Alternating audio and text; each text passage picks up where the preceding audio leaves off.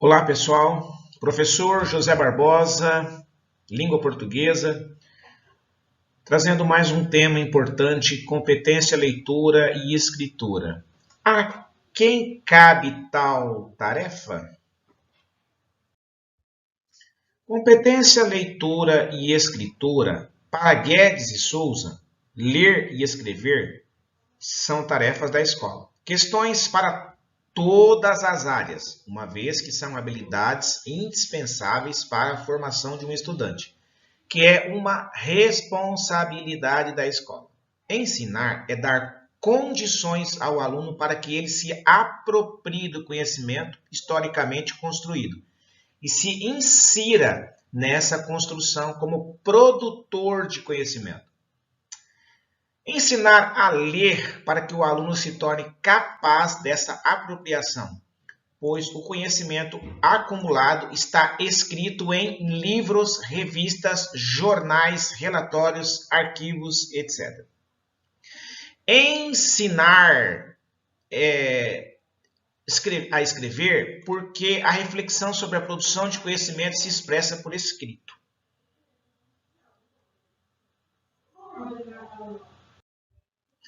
As habilidades envolvidas na leitura e na produção de texto devem ser ensinadas em contextos reais de aprendizagem, em situações em que faça sentido aos estudantes, mobilizando o que sabem para aprender com os textos.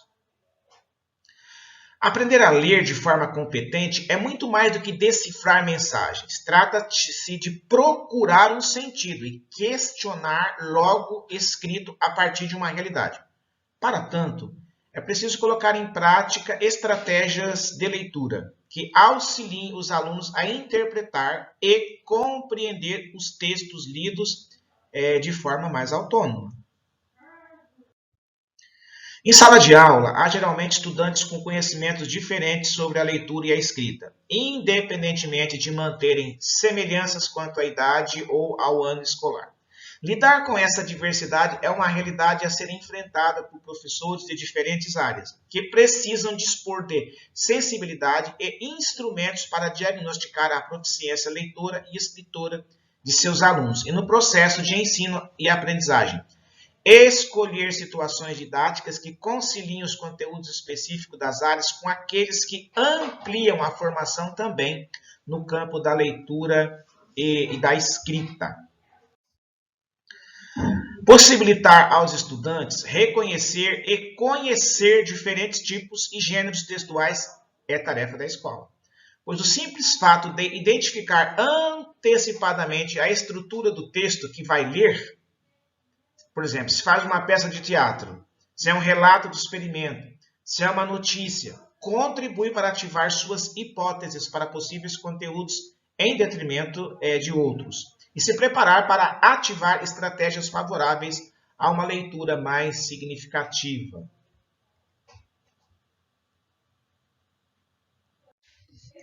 Mas o que é necessário para que os alunos leiam verdadeiramente em qualquer disciplina, compreendendo o que leem? Segundo Delia Lerner, é necessário trabalhar na escola a leitura com duplo propósito, o propósito didático e o propósito comunicativo.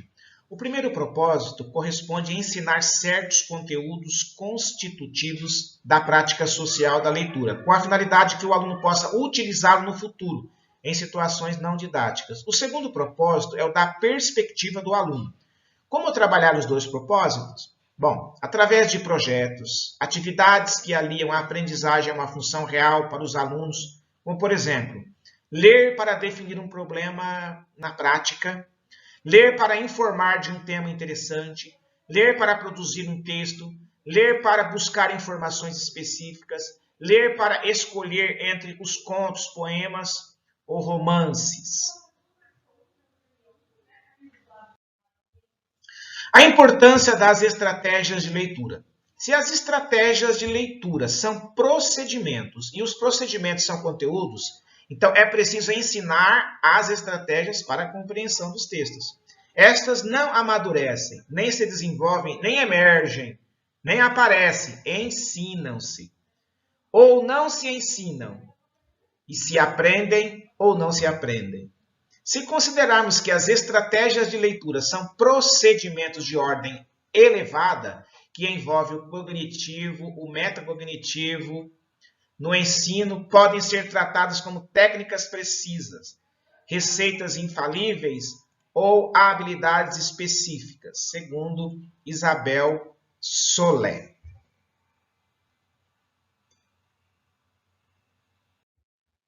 O que é preciso para saber, para ensinar leitura na escola?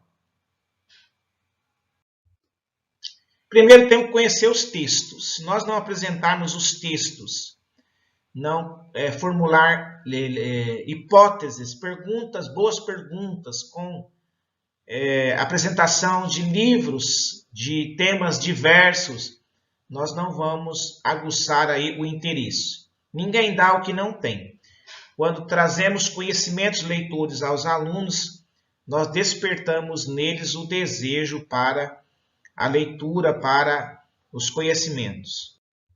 Conhecer os diferentes conteúdos de leitura e sua especificidade. Conteúdos específicos de leitura.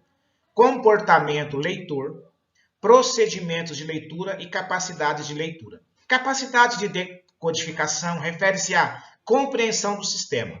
Capacidades de compreensão relacionadas às estratégias cognitivas de leitura.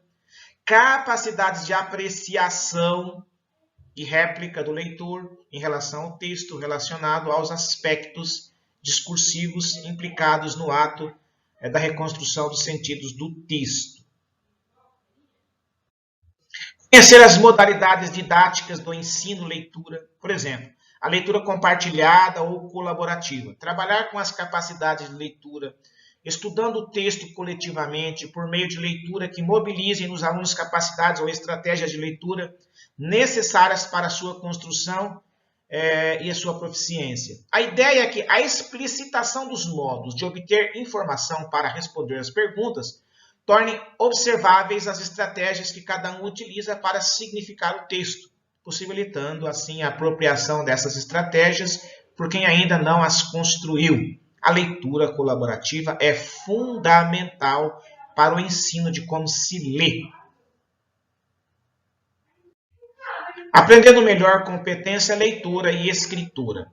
O sentido da leitura na escola. Na escola, a leitura é, antes de mais nada, um objeto de ensino.